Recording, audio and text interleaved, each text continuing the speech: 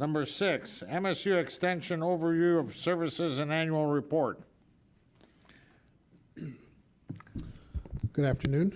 Good afternoon. My name is Edward Scott, and I'm with MSU Extension. I am the Associate District Coordinator, serving in District 11, which encompasses Wayne, Oakland, and Macomb counties.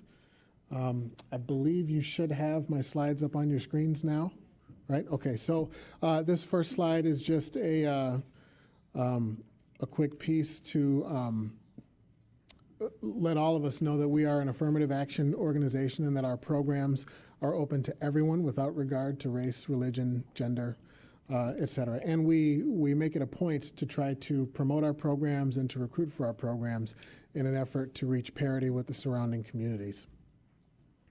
So today I'm going to give you a little bit of an extension overview for those of you who may not be familiar with us, as well as some quick highlights from the annual report.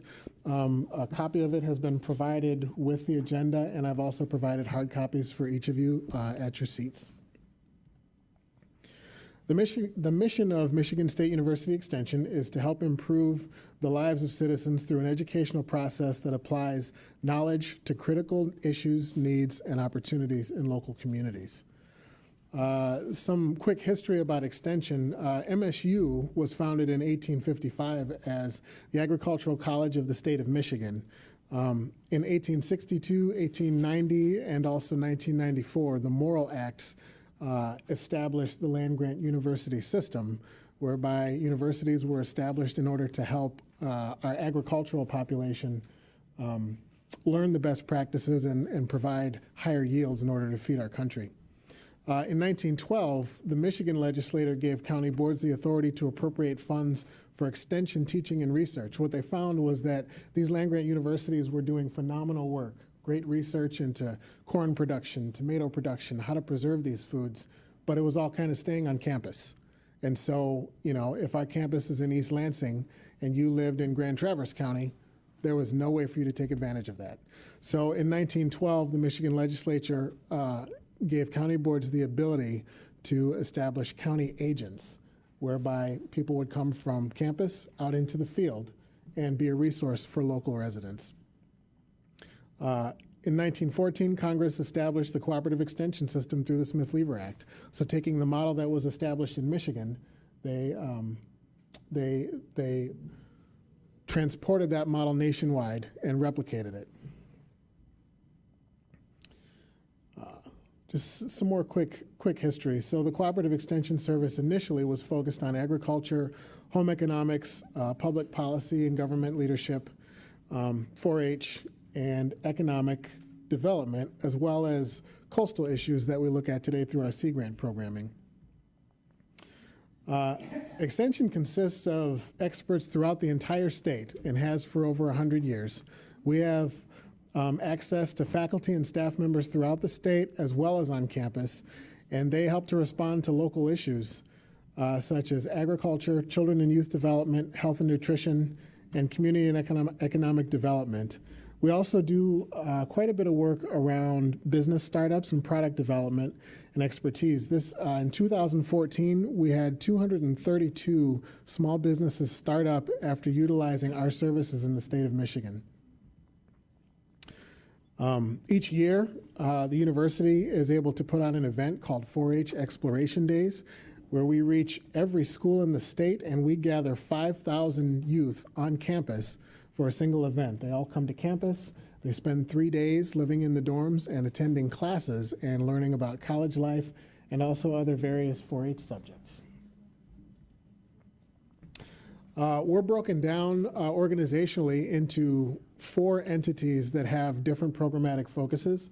We have our agriculture and agribusiness programming, which focuses on animal agriculture, farm business management, understanding fruit and field crops, consumer and ornamental horticulture. We have our Greening of Michigan Institute, which, if you think about the things in Michigan that are green that make it great, we have natural resources and our economy. And the focus here in the greening is on understanding our natural resources, understanding our economic development and our food systems, and how to make those things grow and thrive in the state of Michigan. Our Children and Youth Institute encompasses what you all may be familiar with as our 4-H programming, but also some of our early childhood programming and our child care training programs. Our health and nutrition programming encompasses providing knowledge and resources to people who are on food assistance to help their food dollars last longer and to help them make healthier choices. It also includes some educational resources around social and emotional well-being, as well as parenting classes and anger management. In addition to kind of working around these 4 focus areas, MSU Extension also responds to emerging issues. We were some of the first boots on the ground with respect to the bovine tuberculosis crisis that happened a few years ago. In 2014, because our winter was almost non-existent, and then we had some refreezing. There was a severe effect on local fruit production, and we assisted our agricultural community with managing through that, helping to reduce the risk of avian influenza. Some of you may remember that last year, or possibly the year before last, I'm sorry, my memory fails me, but our local fairs had to completely do away with any of their poultry shows. And a lot of our youth who were raising chickens and turkeys and ducks were not able to bring them to the fair because of the avian flu outbreak. We were some of the first boots on the ground to respond to the Flint water emergency. And because of the work that we had done in the Flint community, particularly with the low-income population, we were a trusted resource when the residents, did not want to hear what the governor had to say in terms of the water being safe and ways to remedy the lead contamination. We were there to be able to provide high calcium recipes for people to take advantage of. For those who may not be familiar or who may not understand, calcium is one of the remedies to lead poisoning. It helps to leach lead out of the body and eliminate it. And so we were able to work with the populations there to introduce higher calcium diets. We worked with the United Dairy Industry of Michigan to provide over 1 million gallons of milk for free to the residents, as well as various high calcium pieces of produce that we're able to introduce into people's diets. MSU Extension statewide consists of 14 districts, and you can see the way the state is divided up there. Here in Macomb County, we are district number 11.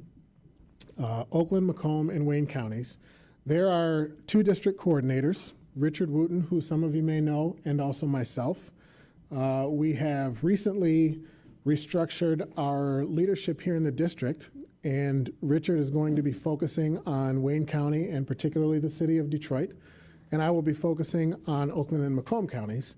And so get to know this face, because I will be in front of you more often than not. Just some quick highlights from the annual report from the programming that we did in 2016. Our 4-H and youth development programs served over 10,000 youth. And they did it through a combination of our incredible staff, but also 539 4-H volunteers. These are people who have submitted to background checks and who've gone through 5 3-day modules of training around youth development and what it takes to develop meaningful relationships with young people. And we're planning for Michigan's future. We're raising the next generation. Our natural resources and Sea Grant programs served 4,115 Macomb County residents. And also some of that service included 236 volunteers. Now, our natural resources programming is fairly diverse.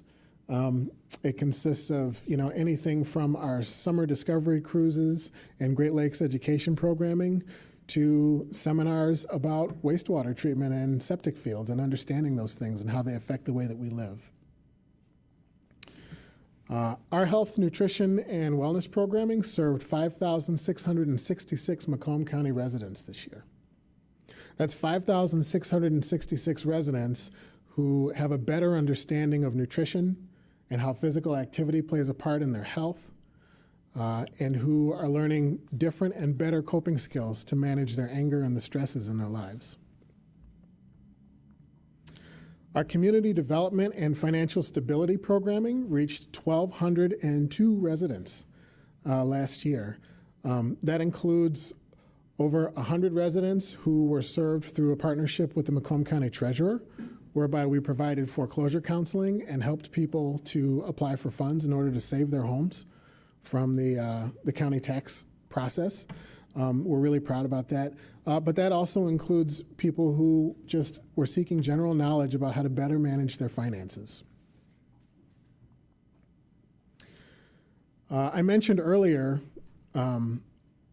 small business development, and through the MSU Product Center, we worked with 40 residents last year in Macomb County to launch food products. Okay, our MSU Product Center helps provide education around Michigan's cottage food laws. It helps shepherd people who have an idea for a food product to market. And this all culminates in a small convention that we hold each year where we invite buyers from Meijer, Kroger, and other local outlets. Our community food systems work served 1,365 people. Through this work, we are helping to eliminate food deserts, that is, communities that don't have access to things like fresh produce and healthy foods. And we're also working with local growers, both large scale and small scale, to find ways to make sure that their produce ends up in local institutions, schools, hospitals, factories, anyone who has a cafeteria. We work to make those connections. Consumer horticulture programming served 1,431 people. That's 1,431 residents who received some kind of educational counseling around gardening and home food production. Our Master Gardener program reached 7,182 people through 416 volunteers. We run a Master Gardener hotline where anyone in the county can call us, and we can identify that weird bug or that strange weed that you found in your yard and you're not sure what it is or how to get rid of it. We can help identify that and also help identify ways to eliminate it. Our Master Gardeners, those 416 volunteers, they put on programming of their own once they've finished their training as volunteers. And through that programming, they reached 10,561 residents in Macomb County. Now, we don't always include that in the total simply because the way the data is gathered, we're not able to account for duplicates. But that is a vast reach, and we're very impressed with that. All told, we served a total of 33,244 Macomb County residents this year. And that's up from the previous year, which was 28,939.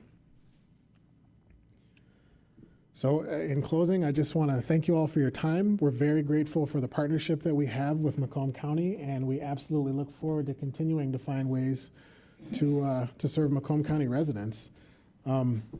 As I mentioned at the beginning of the presentation, I'm relatively new in the role, but I am open to any questions, and if I've got an answer for you, I'll give it to you.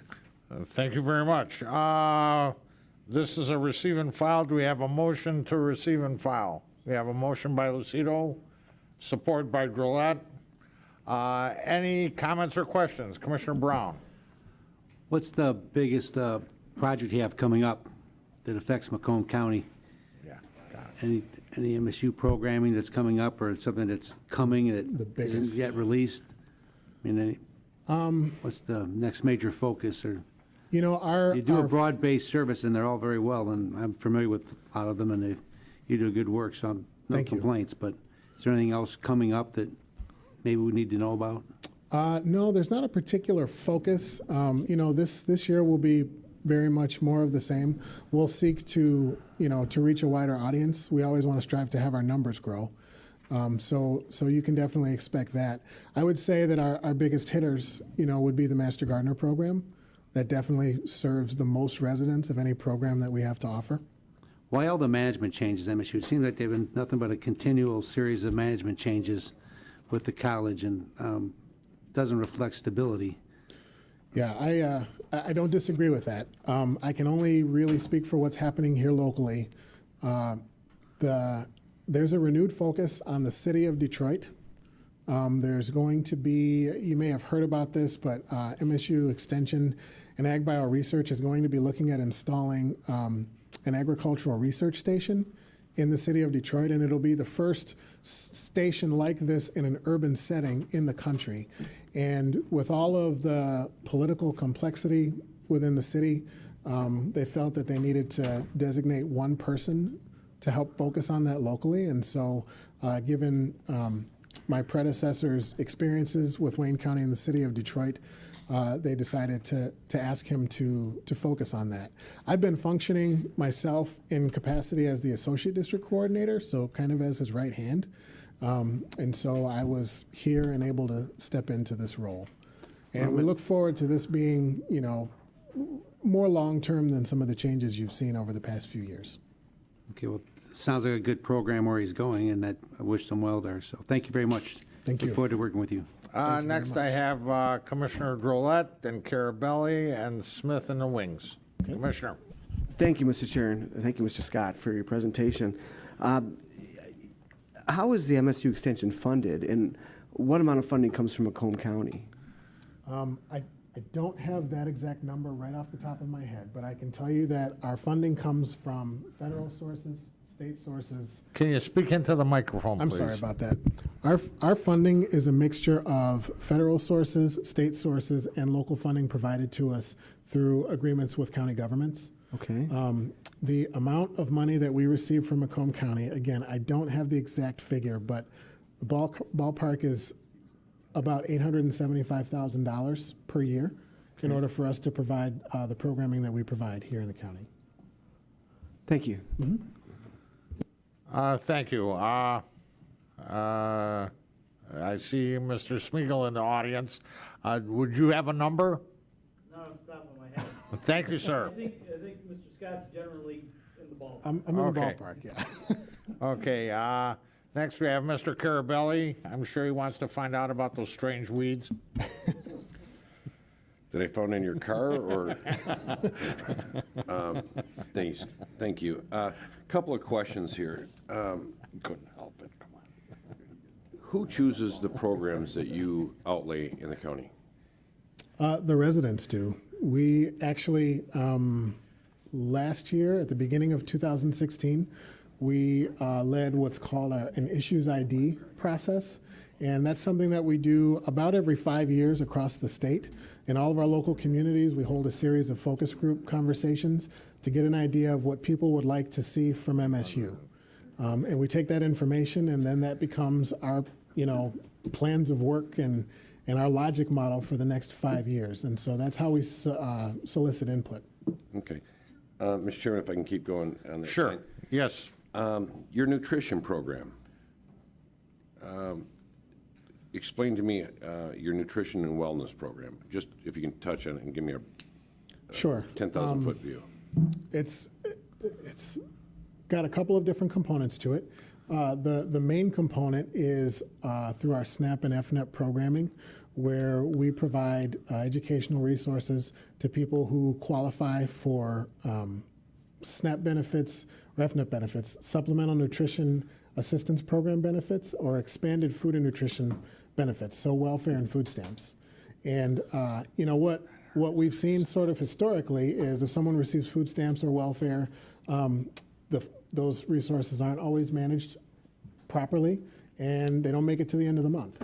And so we provide education around ways to provide nutritious meals, and also which items to purchase that will last through the end of the month, provide the necessary nutrition.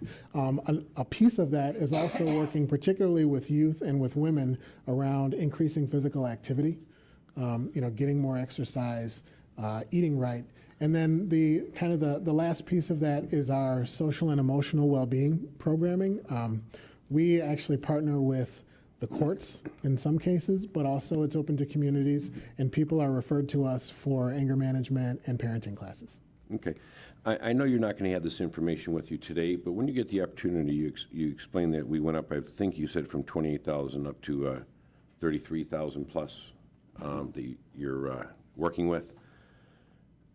On those numbers, can you let me know the piece of the pie that Commissioner Drolet talked about, how much are we funding on our behalf, and you got matching federal dollars coming in, and being that it's Oakland, Macomb, and Wayne that you're working in all together, I'd like to know the breakdown of the percentage of last year and this year of how many residents in Oakland, how many residents in Macomb, and how many residents in Wayne, to see the cost of what's being put in and what dollars are being touched back here in Macomb. Okay, all of the numbers that I provided for you today, those are strictly Macomb County.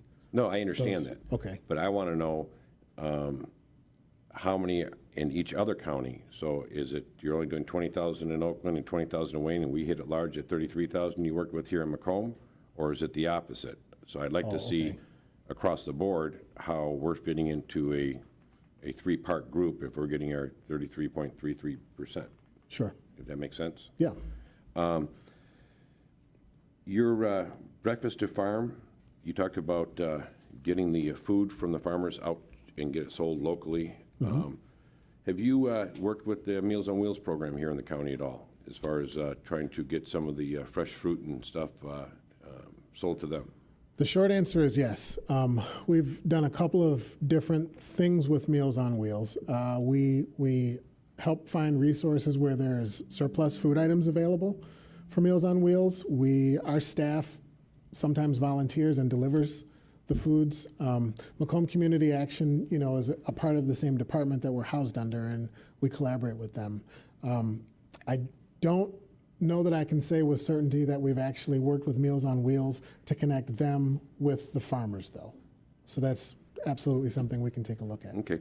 And one of the last two things is your home ownership counseling foreclosure. You hit about 1,200 this year, 1,202. I'd like to see the last 4 years of numbers of how many people you help. Starting from the downturn, obviously it's gone down.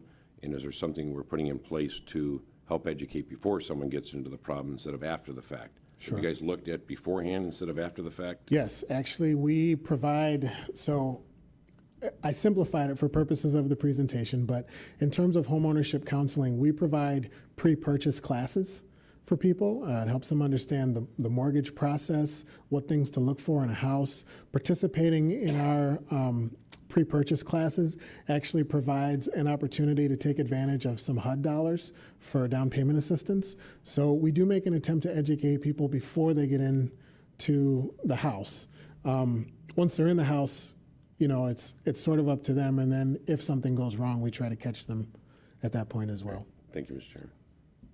Thank you, Commissioner. I got a number for Commissioner Drollet. It's for 2017. It's about $936,000. About $30 a contact. Thank you. Last on the agenda is Commissioner Leonetti. Thank you, Mr. Chair. Mr. Scott, I'm looking at this handout that you gave us here. Yes. And on page 18, it talks about the Macomb County Blue Economy Initiative. Yes. What do you foresee any change? I mean, this obviously indicates some of the things that were done last year. Are there anything on your agenda for this year that's going to continue to promote Macomb County's Blue Economy Initiative? Do you have any ideas off the top of your head that you can tell us about? I'll be honest with you, I do not. Okay. I'd be happy to follow up with you, though, and provide that information. I guess I would answer similarly to the way that I answered Commissioner Brown's question. You can absolutely expect more of the same with an effort to increase our numbers and our impact.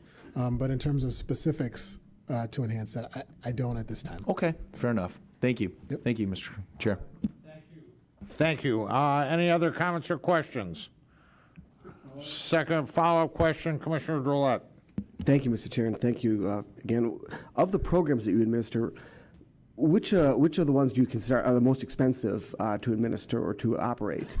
The MSU extension, the home foreclosure, the food education. Is there some that stand out as far as cost or? I would say that any of our programs that have to do with youth, any of our 4-H programming, our early childhood programming, those tend to be the most expensive. They're resource heavy. They take quite a bit of time in order to reach the desired outcomes. Okay. And so, given the fairly large number of young people that we work to serve, I would say that would be where the bulk of our resources tends to go. Thank you. And if just one last little question, that's of the 1,200 homeowners that you helped assist with potential foreclosure issues, do you have a number as to how many ended up avoiding foreclosure as a result of the program? I can get that for you. I don't have that number today. And just for clarity, it wasn't 1,200 people who went through homeownership counseling. It was 1,200 people who participated in any of our economic development programming. So it could have been, financial literacy. It could have been the pre-purchase homeownership program. It could have been someone that we worked with through foreclosure. But I can certainly provide that number for you in terms of how many of the people we specifically worked with who were able to avoid that. Yeah, it'd be nice to see the results. Did these programs actually end up helping them? So, Yeah, most definitely. thank you very much. Thank you. Seeing no more comments or questions, we have a motion and support to receive and file. Can you vote, please? Okay, what do I got to do here?